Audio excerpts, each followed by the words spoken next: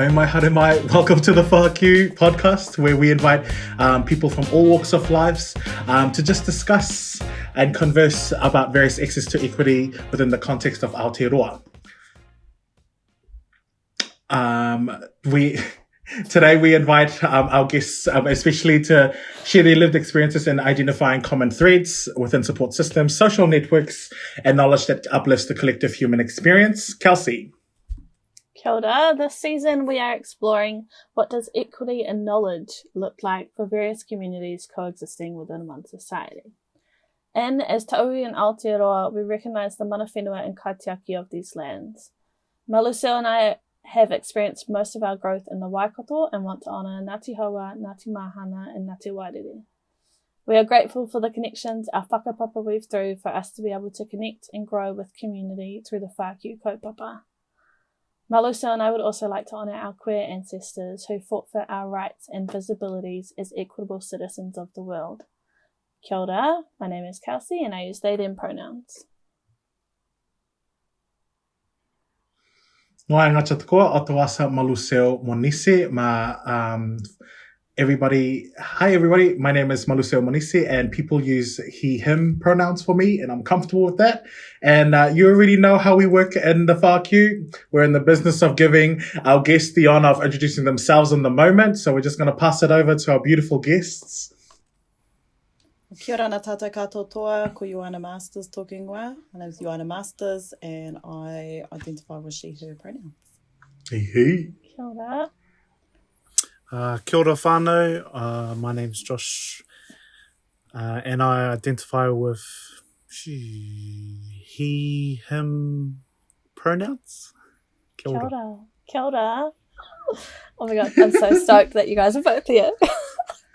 Malu and I have been buzzing over this conversation and anticipating this conversation for a little while. And we're so stoked that you both made the time to be with us and converse with us and share your whakaaro with community. So, kia ora.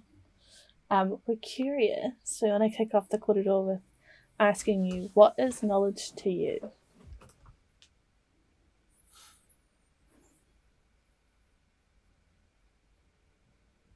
I actually love that question because when you ask that, I think about like to know something. Because I've always thought knowledge was to know something, whether it's being taught to you, whether it's innately inside you, you just know the thing. Where I find it interesting is the transition from knowledge to wisdom. And for me anyway, wisdom is when it becomes applied. So you can know something but not do it. But to know it and then do it becomes wisdom. Yeah. Love. For me, I guess knowledge would be, when I was younger, to learn how to spell, I would break words in half.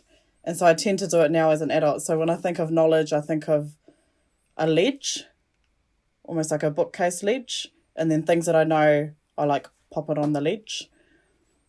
And it just becomes this like collection of things on my ledge of that I need to know. And I just kind of pluck it off, use it, and then put it back. And it prevents me from like my head being overwhelmed, I guess. But knowing to me isn't just knowing with my head. It's like knowing with my body.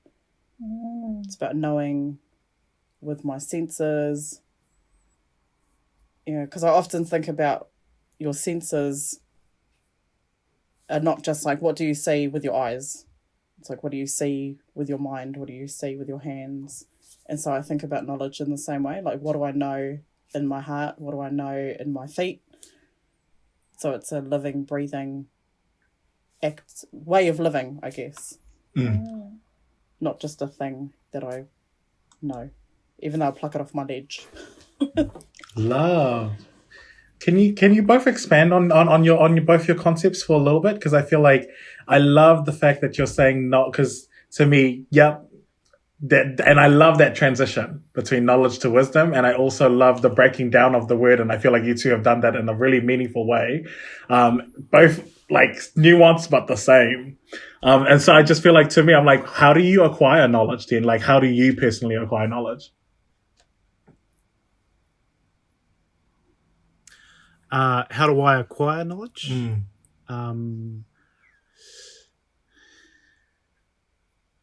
I prefer, I guess, acquiring it by doing.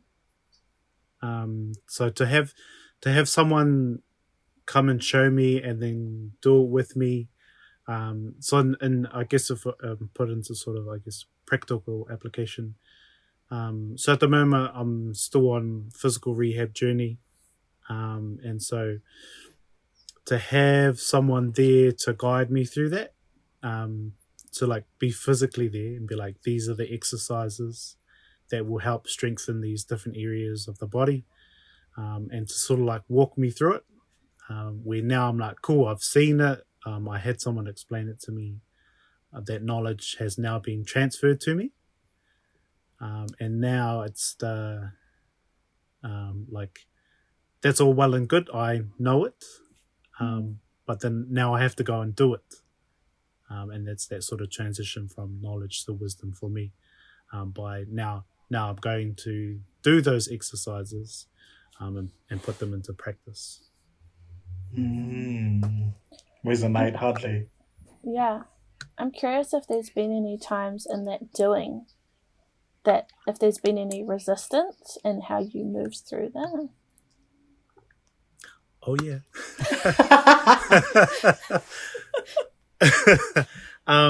Yeah, because this rehab journey's been a couple of years going, but more so this year it's been more, I guess, taken seriously. And it was more in the sense of my body was telling me, hey, you haven't been giving the time and effort that is actually required for us to support you throughout your life. And thankfully, through different learnings and things, I've sort of become aware when my body tells me something, say, hey, you better pay attention, or else you're going to regret it later.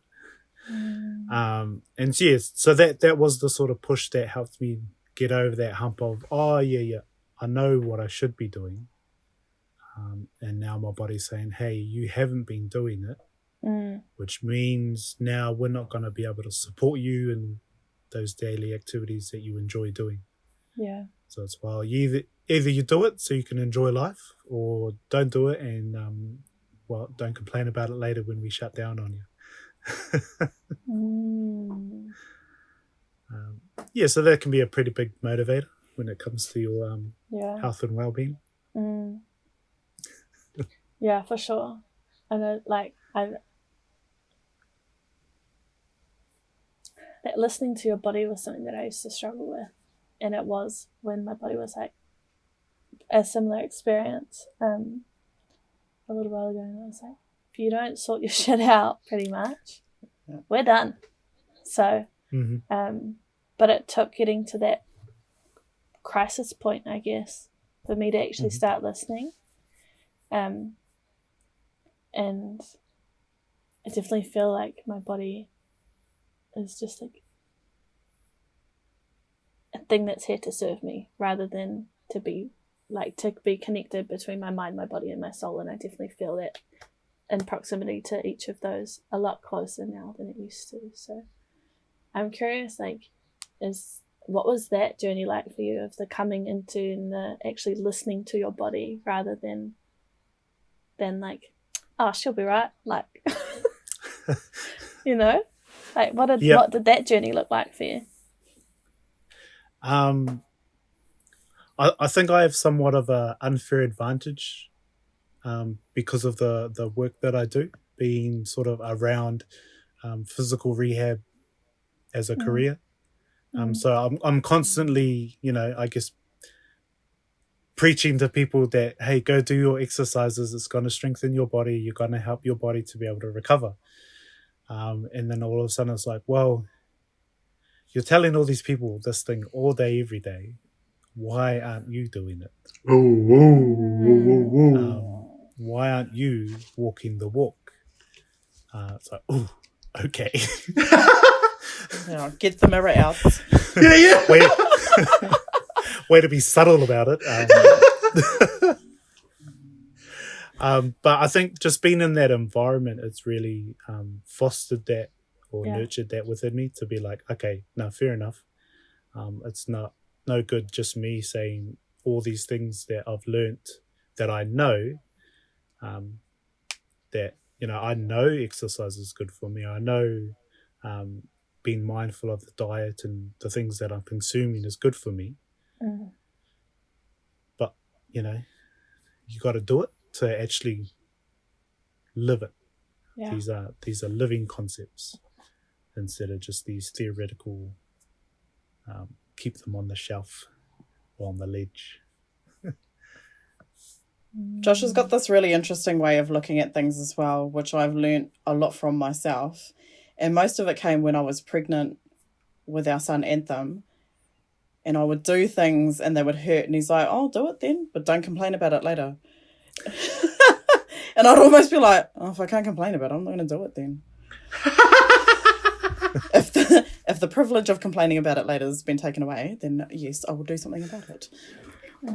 But yeah, he does. He has a real simple way of just being like, oh, that's going to have consequences later, so don't whinge about it if you're going to do it now. And I'm like, okay, guess I won't be doing it now then.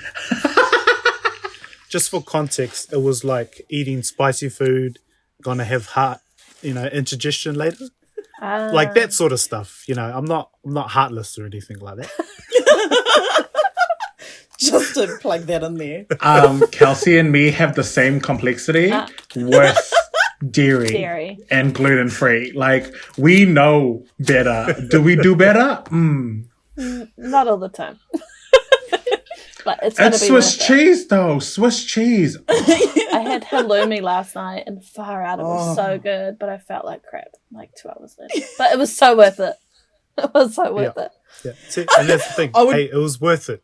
It was worth it. It was. I would do it and I'd be like, he's like, you going to say something? I'm like, no. Got nothing to say. It's the suffering in silence for me. Fetal position in the corner. Like, I'm fine. Yeah, I'm really fine. So good. Stubborn as. I said I wasn't going to whinge about it. I'm not going to fucking whinge about it. It's fine. Yeah. That's a good backstop, actually. And what about you? I'm curious to know what that feels like for you, Ioana. What feels like, sorry? So how are you accumulating knowledge? How are you embodying knowledge? And how are you walking with your knowledge? So actually, probably not that long ago, I still thought that knowledge was, if you knew it or if you'd learnt it, then that was enough. And then it wasn't until probably when we started getting further into rongoā Māori that I started noticing with people that I was working with that a lot of their issues mentally, it was really full on. What they'd physically gone through was really full on, and they'd created almost like a separation between their mind and their body. And then essentially it kind of left open, in my head it makes sense, like they'd left their mind up here, their body down here, and then if you think about mind, body and soul, the soul kind of just like spills out into a bit of a mess. There is no stability as a holistic person. And so I started working with people around how to get that flow between mental and physical. And so I see knowledge as the same thing.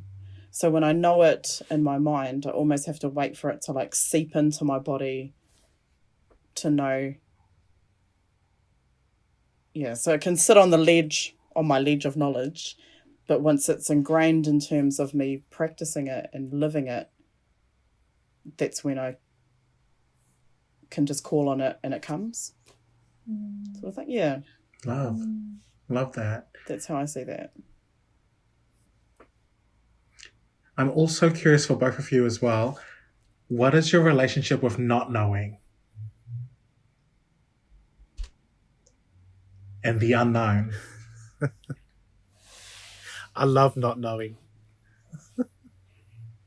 I love it when my kids ask me a question and I'm like, I don't know.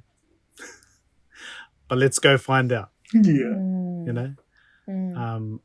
Often I think about the creation narrative and when people talk about te pō, they often associate it with, you know, this place of darkness, this place of unknown, and I always think, no, it's this place of like anything, potential, like anything can come out of that unknown space. So why not dive into that unknownness? You know, and there is a comfort of knowing things like day-to-day schedule. I know I have work at 9:00 and all these different things. But yeah, I'm very comfortable in the unknown space because it's like, ooh, well, what's gonna come out then? I hope it's good. Yeah, fingers crossed. Yeah. For me, the unknown, I kind of separate it into two things. When I think about the unknown, it's like, is there a potential, if I step into that realm of unknown, am I going to come out better off? If the answer is yes, then I follow my gut feeling to just have the conversations that I need to have. I end up in the places that I need to be. But if that place isn't going to benefit me in any way, then I have learnt to just, that's their problem, not my problem. Because I have this view of myself that I am a vessel that can only carry so much. And the space in this vessel is too precious to fill it with the shit of other people. So Love that. why would I bother overflowing it with things that I don't need to know? That's energy I've used to pursue it, energy that I'm using to hold it. So if I can just avoid that altogether, I do. Is there how do you have discernment in that? How do you decide what is worth you knowing and what is worth lovingly leaving and releasing? I think a quick, easy question is it going to benefit more than just myself? But the benefit has to be, like if I thought about if it was just gossip, that's really not going to benefit me. Like that drama, it's not going to benefit me in any way. And it's not going to benefit other people either. I just see that creating havoc. So I'm like, let's cut that off. So yeah, the deciding factor for me is, how is this going to enrich? That's the word I'm looking for. How's it going to enrich me and others? If it's going to enrich just me, it has to be something that will have a ripple effect that I can have on others. Otherwise, this vessel just doesn't have room. Yeah. There ain't no room over here for that. Do you have an example of when you have allowed something in and what kind of impact that's had beyond you? rongoā Māori is a really good example of that, because I'm not Māori. I'm from the Cook Islands. Both my biological parents are from the Cook Islands, and I don't have any Māori in my genealogy. So for me to learn about rongoā Māori and the narrative of te ao Māori, I have at times taken a step back and thought, should I really be doing this? And then I probably have I've gone to other people and asked, am I in the right place? Just to get that external confirmation of whether I should be or shouldn't be. But I'll only ever do that with topics that are well out of my realm, or that I really need confirmation from those that I believe stand in those spaces. Yeah. And so when I was told, like, you are too selfish not to do this mahi, it would be selfish not to do this mahi. That's what she said. I said, okay, that's what I need to do. Does that answer your question? Yeah. It's interesting. Yeah.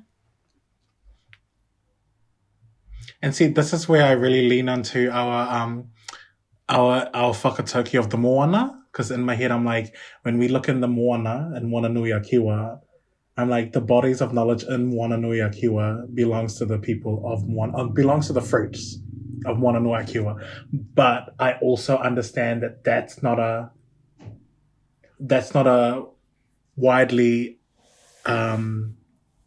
adopted whakaaro, because of the colonial discourse, of the legacy of ownership and ownership over protecting and kaitiaki.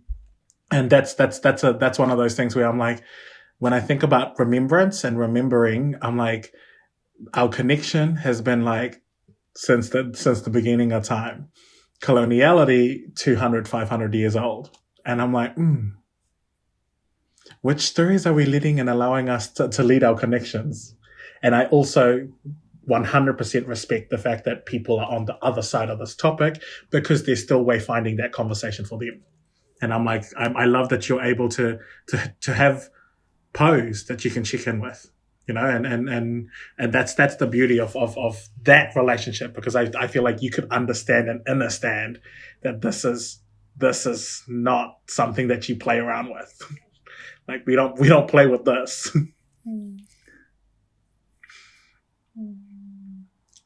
Because in Rotuma, every family or every district has their own sarau, like their own part of the body that they're they're specialists in massaging. And I'd like to entertain that it's the same for different iwis, and it's the same for different like whānau and hapu in different iwis. So yeah, I'm like, but that's my assumption. I just thought I'd check in with you two to see if that's have you experienced different type of rongoā depending on which part of the Aotearoa you're in, or is that a conversation here? Yeah, and that's one thing that I appreciate about this knowledge, or how Ioana put it. I don't have to know everything.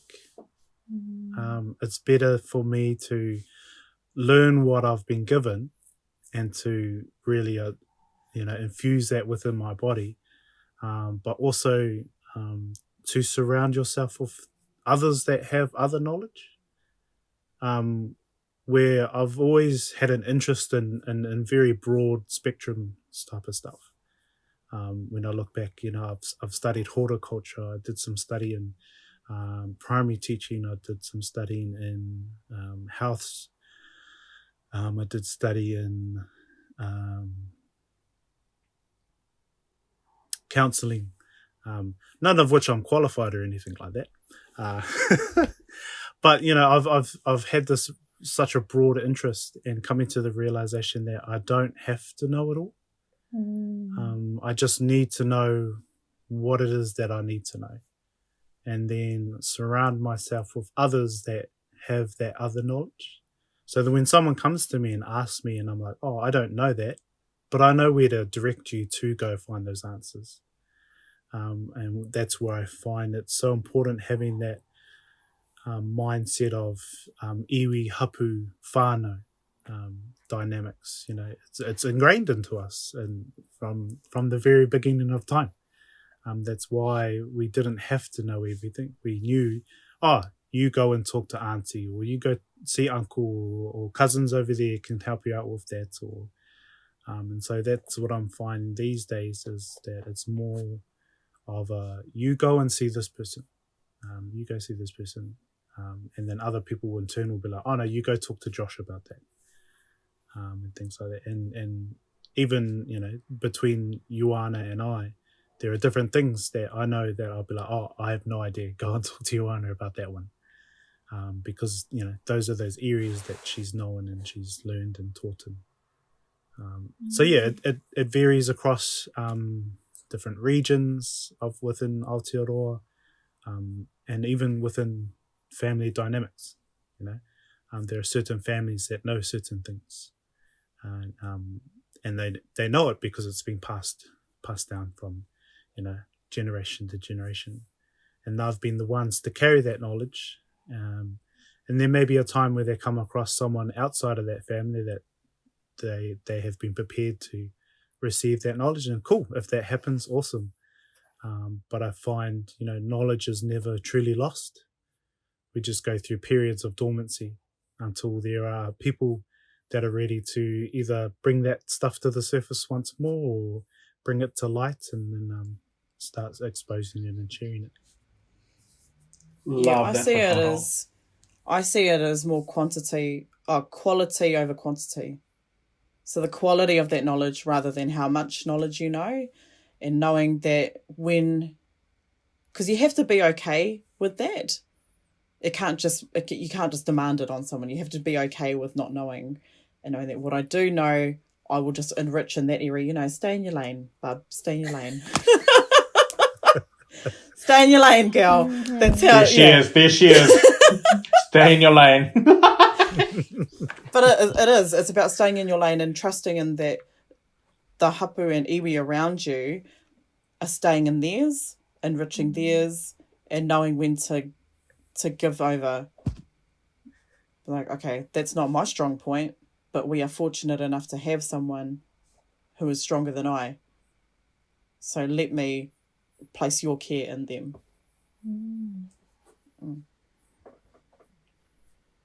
Yeah. Love all of that.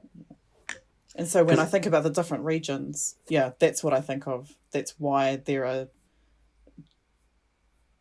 different regions that focus on different parts of anything, of knowledge or knowledge. The focus is different for all.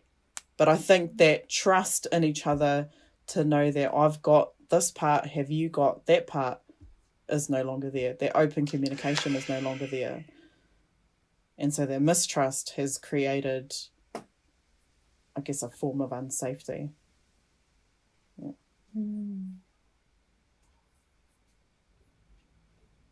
Oh, that's so bomb. Because I feel like when I take that and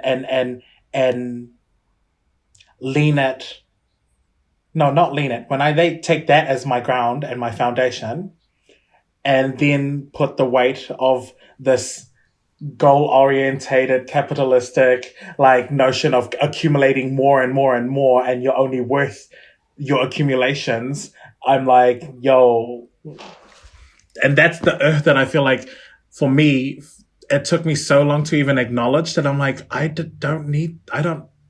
all good. I'm ready. I'm here. The sad part is everything else is telling me I'm not. And in my head, I'm like, it's that discernment that I feel like I can really hear between you two. But was there ever a time when you didn't have this type of protection and this type of understand or understanding at all? How do you mean?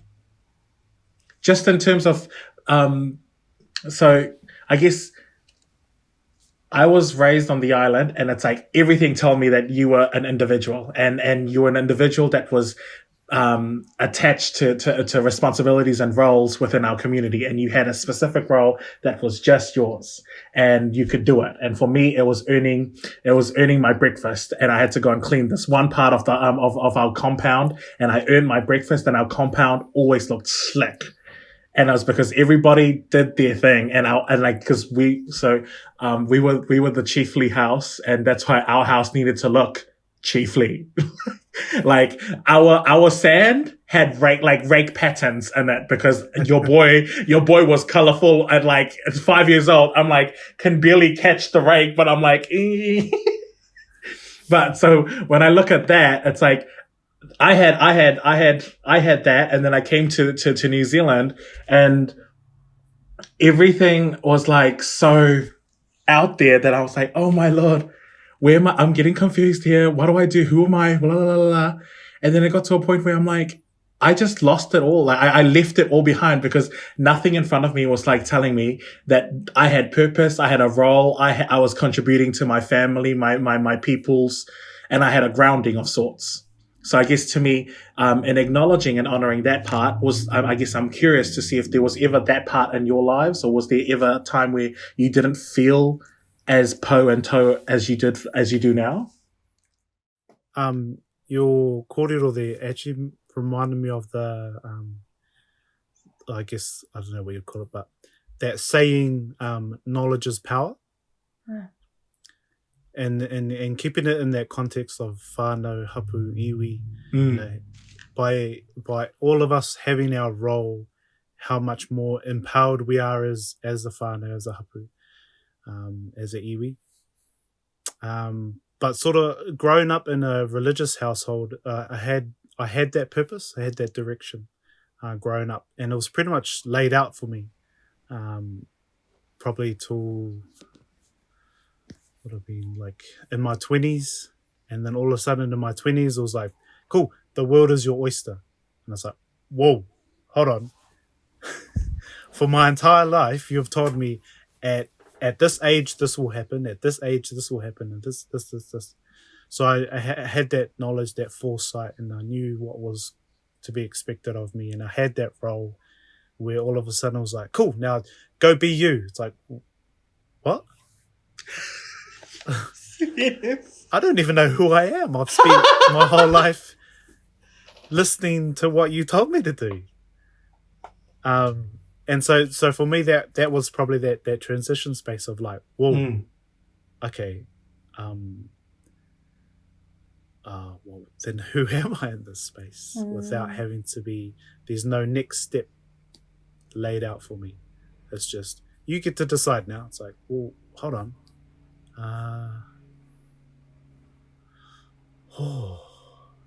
And so yeah, hence why I think I spent a couple of years of studying and of different things that never really fully stuck. Where every year was pretty much like, oh cool, reset, let's try that again. New degree, new this, new that.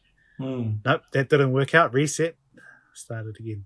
And it wasn't till finding that flow again of, oh, this is who I am, this is my purpose, this is my role, and stepping into that. And now it's like, cool, I know who I am now, and I know my role and my purpose in this life, and let's go full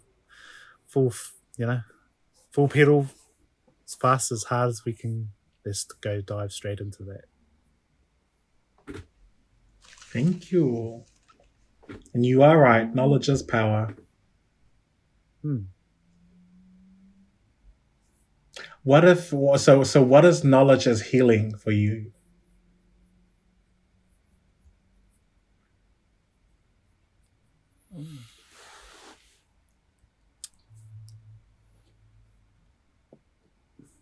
What do you mean by that question? So being enlightened to knowledge, how does that heal you? How does knowledge heal? Right. What is knowledge as healing?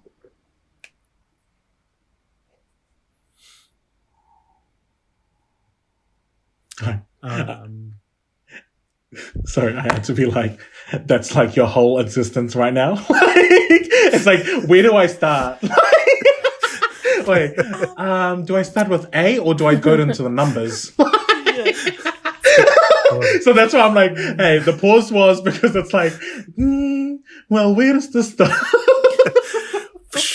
Yeah. And you were like trying to go for the specificity. What does that mean? And I'm like, expand it further.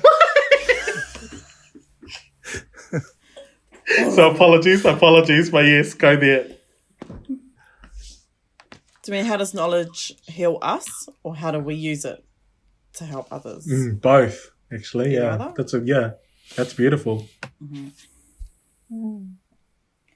If we go back to the kōrero we were having earlier about the unknowing, or not knowing, I think for me, the healing came when I had to know for myself. So my dad was the eldest of his family. And so when you were talking earlier about coming from a chiefly house, that was our house. My dad was the eldest. And so if anyone was in trouble, whether that was family, work, social, sports, this was the house that they always came to. And so as his kids, we kind of fell under that protective blanket of him. And so when he died, it was almost like it was just stripped off. We're like, oh, what do we do now? So the process of the gratitude and grief is how I would put it. The gratitude of and grief of my dad has healed me in a way that I'm experiencing my life as my own protector because he's no longer there. Yeah. So that, I guess, the knowledge and experiencing that has been healing for myself. And because I've witnessed him do it my whole life, I know that it can be done. There is no question like, what if I can't? I know that it can because I've been watching it my entire life. So there is no question. He's done exactly what I need to do to make it happen. I just have to do it. Just have to, don't fuck around with it. You've got the answers. You just have to actually put it into practice. And then when it comes to helping others, I don't like telling others. I like just reigniting the flame of what they already know. Because that heals more than a stranger's perspective from an outside view. One more time for the people in the back, please, because I feel like the way people be talking at me lately, I'm like, fuck up. Like, one more time, please. What did I say? Yeah. It's the don't. Yeah. Yeah, the reigniting the flame of what people already know. Because that relationship that they have with their own knowledge means so far, far more than just a 20-minute conversation with a stranger with an outsider's point of view. Thank you. That's 20 minutes versus the lifetime. The intergenerational lifetime of that knowledge. Beautiful. That's the one. That's it. And then again, it's just like that. And in those moments, that's me staying in my lane. Staying in my lane to make sure that I don't, whakauti the whakaaro of their whānau. To stomp on the mana of their whānau. By interjecting my own point of view. That's powerful.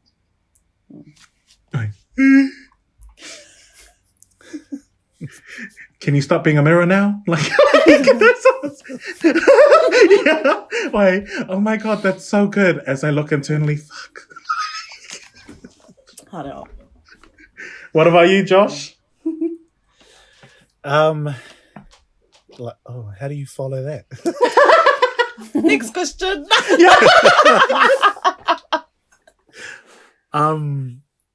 Yeah, that whole knowledge is power thing. I find for myself, and by learning these things, it's really empowered me to actually do them.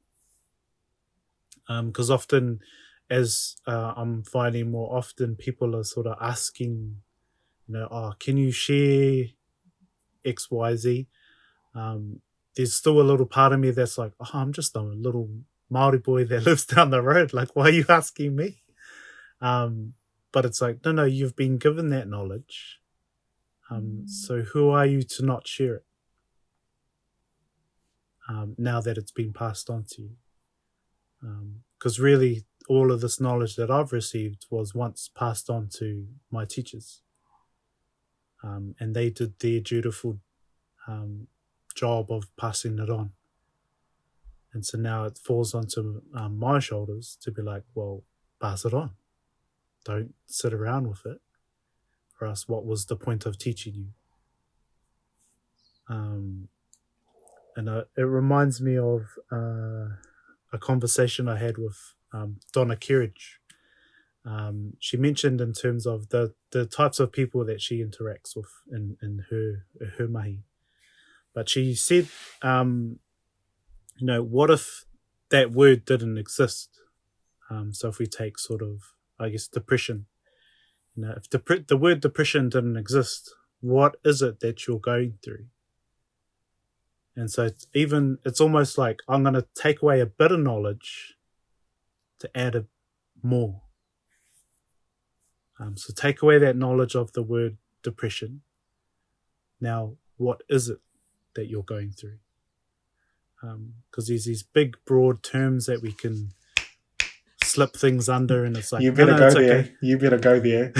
Go. Or even in that big, broad term of I don't know, we can store plenty of things in that. Oh, I don't know. It's like, no. I'm do fine. know. I'm fine. Yeah, I'm fine. I'm good. I'm okay. It's like, no. What does it actually look like for you? And that's the sort of approach I take when I'm working alongside people. It's never, I think.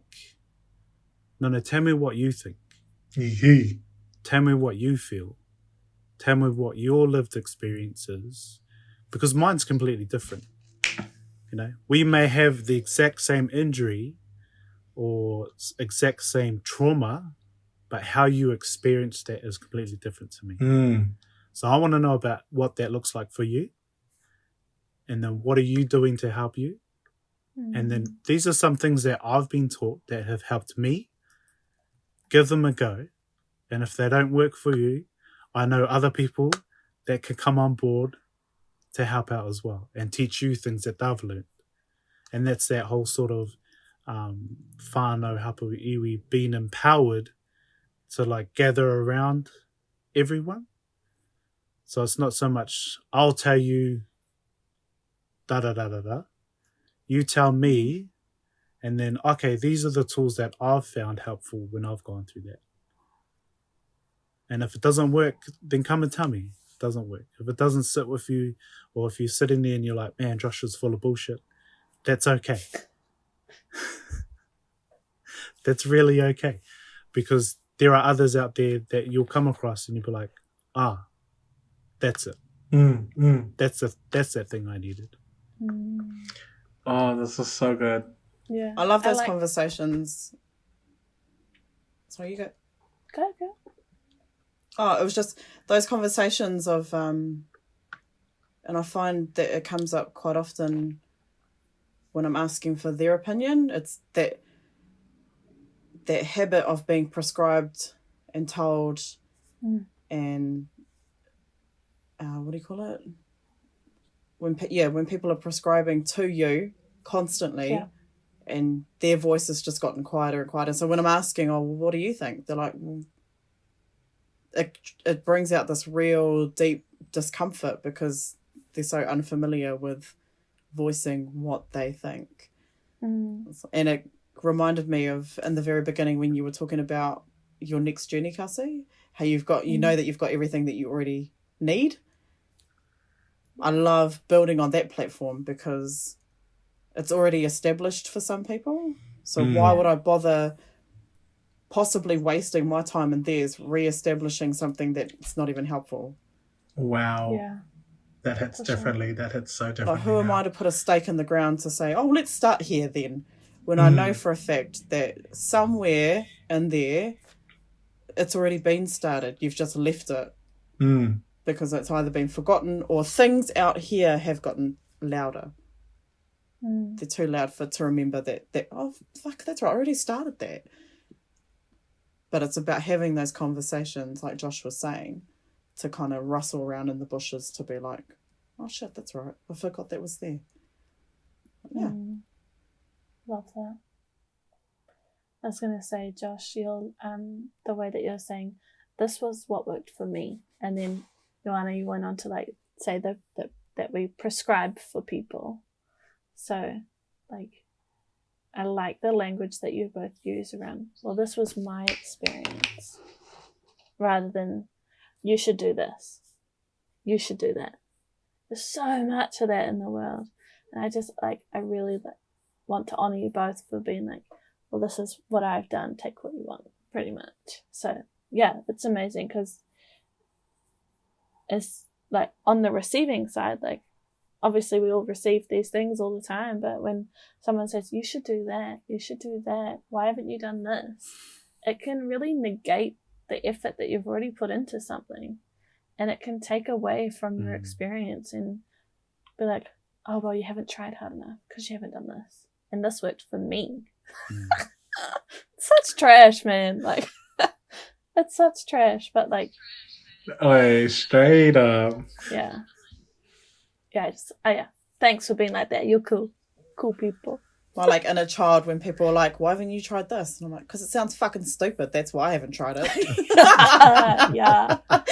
Yeah. When people ask me questions like that, I'm like, because it sounds fucking dumb. Do you want to do that? No, you don't. Yeah. Why are you telling me to do that? It's not even a suggestion. Yeah. Oh, that's the worst when they're like, you should do that. And they're like, have you tried it? Nah, not for me. Like, damn. Oh, no, not. I don't have enough issues to do that. No. And see, I just want to echo as well, that it's the languaging and it's the approach for me. I really can hear how you privilege and honor somebody's journey and their relationship with all of their attachment styles, as well as their comfort and uncomfort with their own whakaaro to what they're meeting with the story, or what they're weaving in with the story.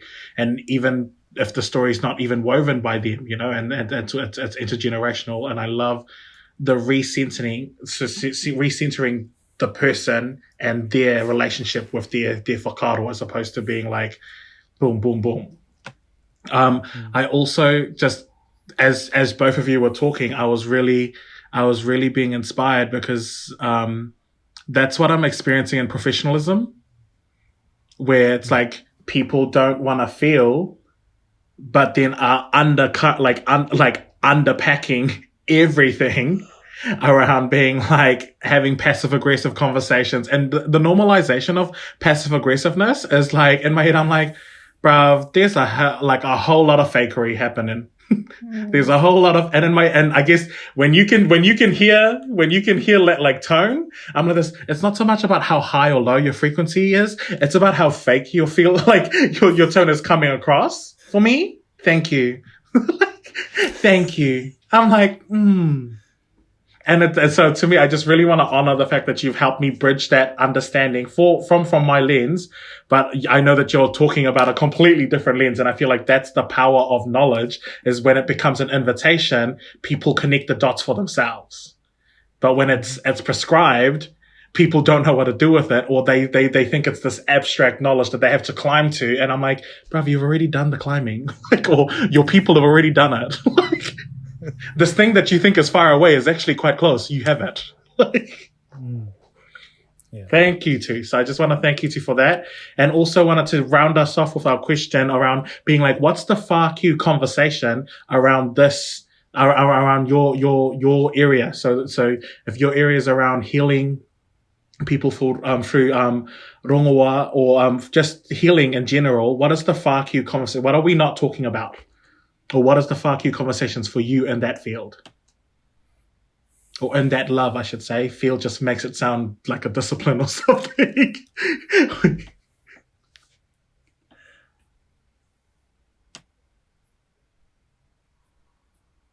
For me, the whākī conversation is around, it doesn't have to be qualified to be legitimate.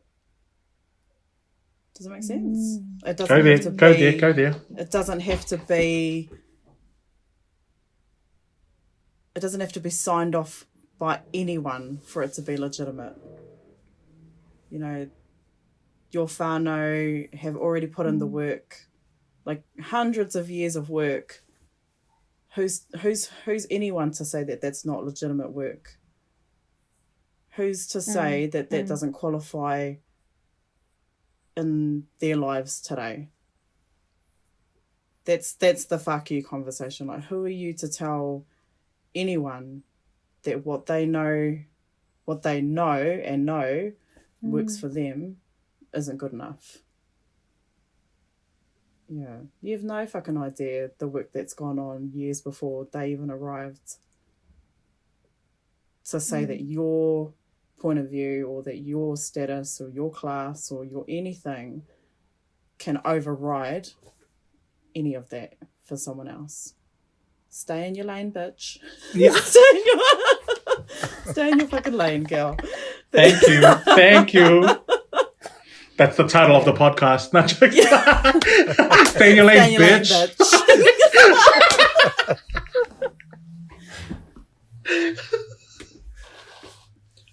That's radical accountability. Radical accountability right there. Stay in your lane, bitch. Yeah, I think people just need it. It needs to be like something they can hold and see for themselves. And when I talk about hundreds of years of knowledge, people can't see that. So for them, they can't grasp it enough. They can't grasp the importance of that enough to, I guess, accommodate their own insecurities. That's what it is. People are insecure. Yeah. For sure. Thanks. Josh? When I think about the conversations that aren't being had, it makes me think of within the home in terms of healing. Like, this is where it should start. Hey. Because I would love the day where people don't have to come see me. That's my ultimate goal. That I'm no longer employable. Love but that. in the sense that because it's happening in the home, for every home, because everyone has that capability and that potential. But we do have to, pull our sleeves up and get in the dirt with some stuff. We have to talk about that stuff that we don't talk about. We have to talk about those reasons why we don't go to so-and-so's house anymore. We need to talk about this stuff. We need to talk about death with our kids. So then when the time comes that we're not here, they don't go into shock. And they're like, Mum and Dad never told me about that. So it's having those real conversations. And I feel like our children today can actually handle and hold those conversations a lot better than I probably could have at their age. A lot of the youth work that I'm engaged in, I'm finding the maturity of our younger generation. Part of it's because of their environments that they've grown up in. They've had to mature quite quickly. But through that maturity, they're able to sort of articulate and explain what it is that they're actually going through. So I think it's that side of healing that really needs to...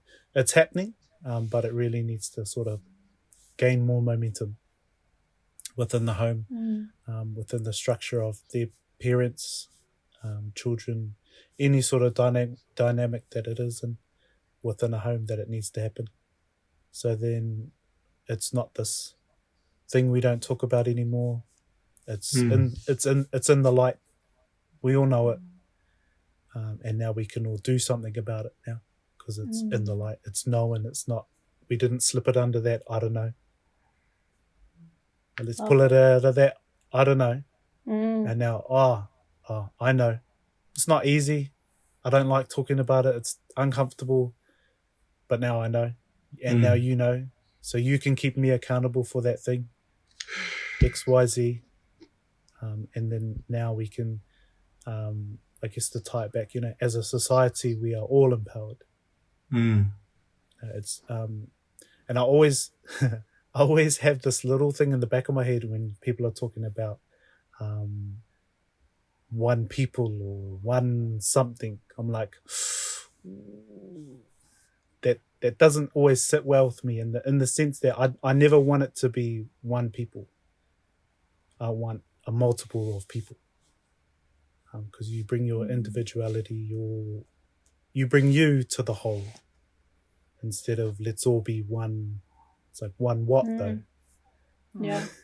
One of you or one of me? It's like, no, let's be us. Let's be us. And so I think by having those difficult conversations, building those networks of trust of people that we can actually have those conversations. So the day where, when we walk down the street and a stranger asks us, how are you? and the stranger is actually genuinely interested in how you are, and you know it, and you open yourself to them and be like, I'm having a crappy day. Oh, okay. You want to go for a walk together, or let's go get a cup of coffee and talk it out, or whatever it may look like. I think, that's where we're sort of heading now. I love everything that you both shared. Because when I think about the intergenerational families, there's a level of pastoral care that is innately embedded with the intergenerational families. That's like a 2-bedroom house and you got 15 people in it. Like, you know what I mean? And I'm like, I genuinely thrive off that, because that's where I came from. And also there was always someone to catch you. Like, and either catch you doing great things, doing really horrible things, or otherwise catching you when you're at your most vulnerable point, or when you're being disciplined, and there's people to catch you afterwards when everybody's done, like all the growling and everything is done. There's someone to catch you, and there's like, where to go to your safety and all of these things. And I love that you're stretching that even to being like, hey, from home, it has the potential to be a societal thing. And I feel like those extra pastoral like nets of safety is exactly what I feel is needed in our society. But at the same time, I feel like people are still nervous that that would mean that they would have to not be about themselves. Like, it's like, imagine that, a world where everyone felt safe. Thank you for that. Yeah. Thank you both for like your time and your willingness to share. This is, not something that anybody ever has to do. So we're both just so stoked and feel so blessed that you're both willing to come through and share yourselves and your peoples and their stories and your stories with us. So kia ora, thank you very much. And if people want to connect with you, because we know that this whakaaro, this kōrero also is going to resonate with so many people, if people want to connect with you, how can they do that? What's the best way for them to do that?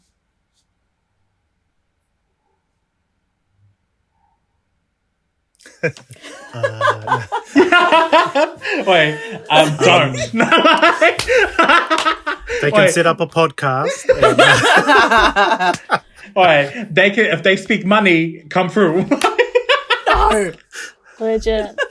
Hey, it's an exchange. It's a value exchange, and you deserve it. Exchange. Both of you. I guess for myself, as a rongoā practitioner working out of Tūtonu, just out in Puketi, in the Waikato here. Check them out online. My details are there. Always happy to sort of connect with people on multiple levels. If you want to book in a session and things like that, by all means, have a chat to our wonderful admin staff there. They'll be able to sort of lead and direct you in sort of the areas. I guess on socials, look me up and we'll see if you get added or not. People got to audition for that. You got to. Bit of a screening process. Nah. Love. Fair enough.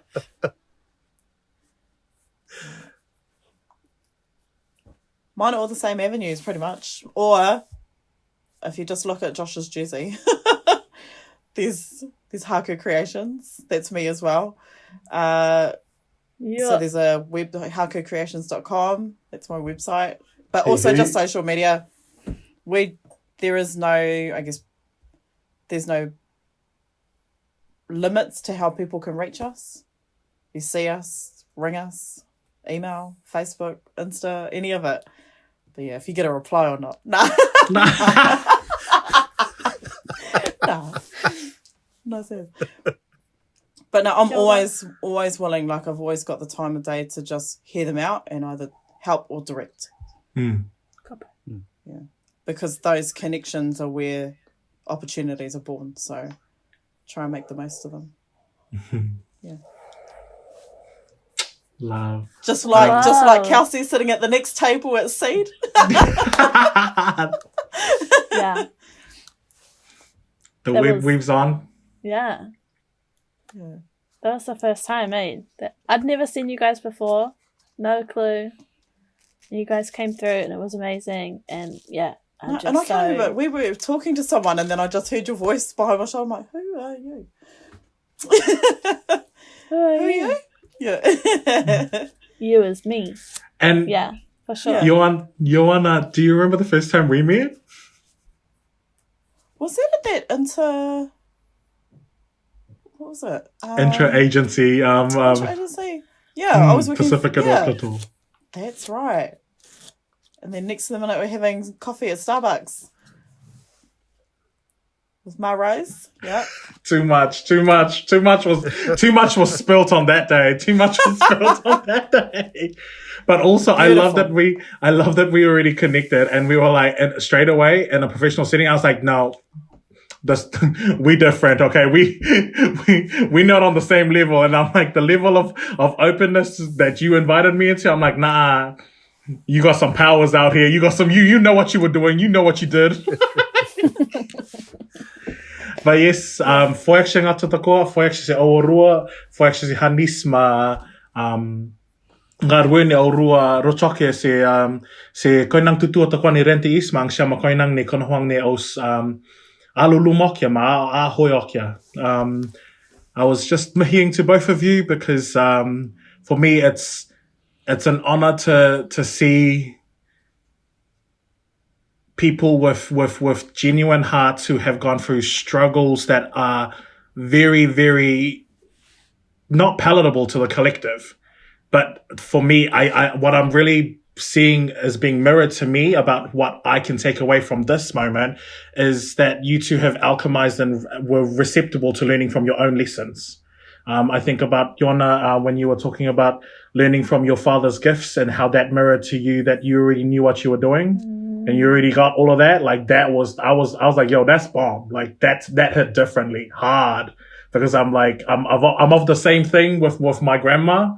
And I'm just like, yo, thank you for rerouting that and for rerouting my momentum from this moment.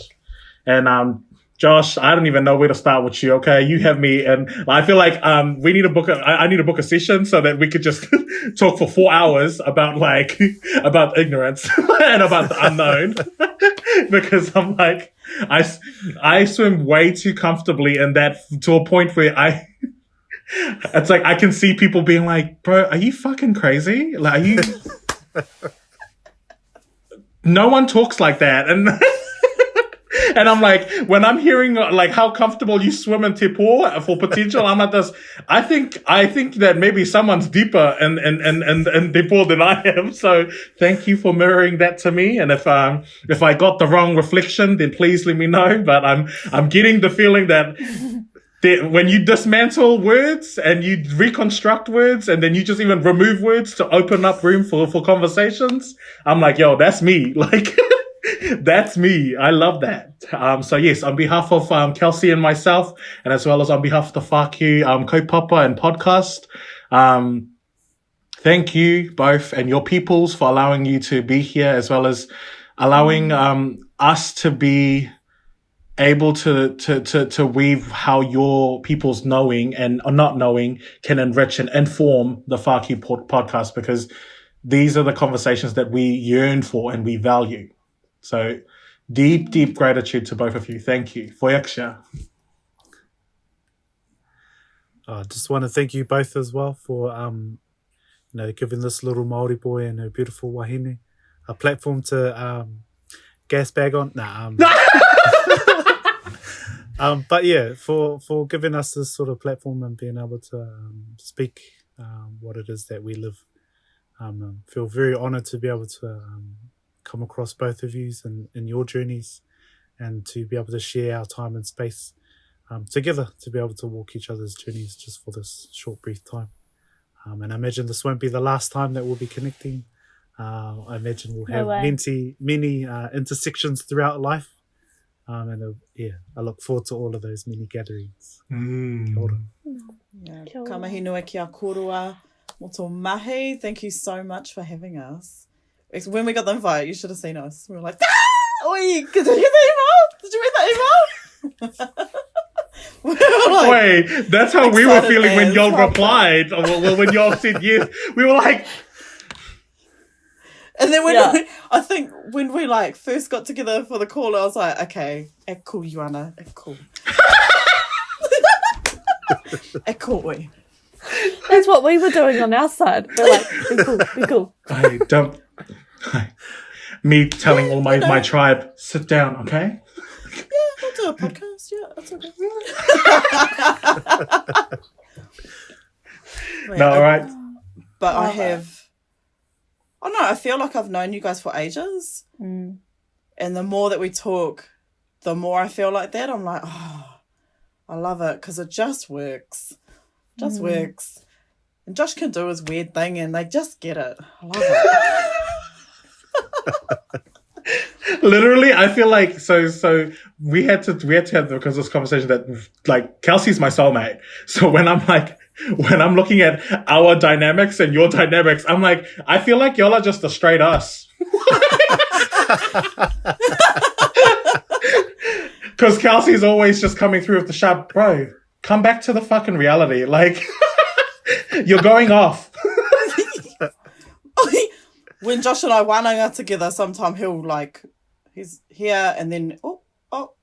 And I just do this like silent cue. Like, just, no one understands No, what the fuck you're no. saying. No.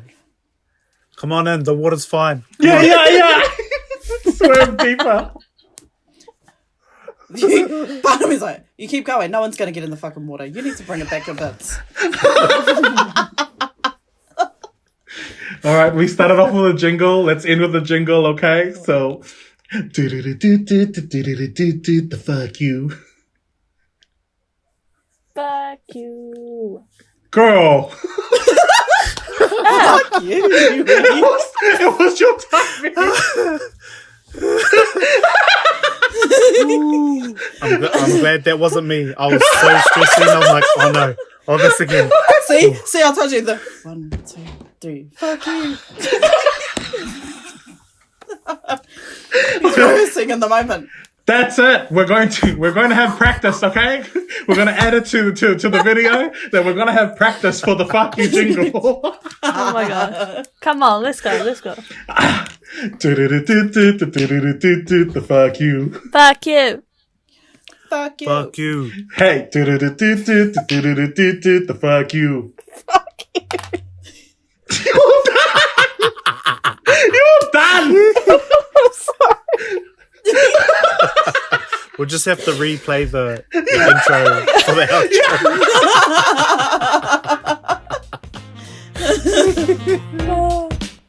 Kia ora. That's it. Kia ora. We're cutting it there, okay? We're cutting it there.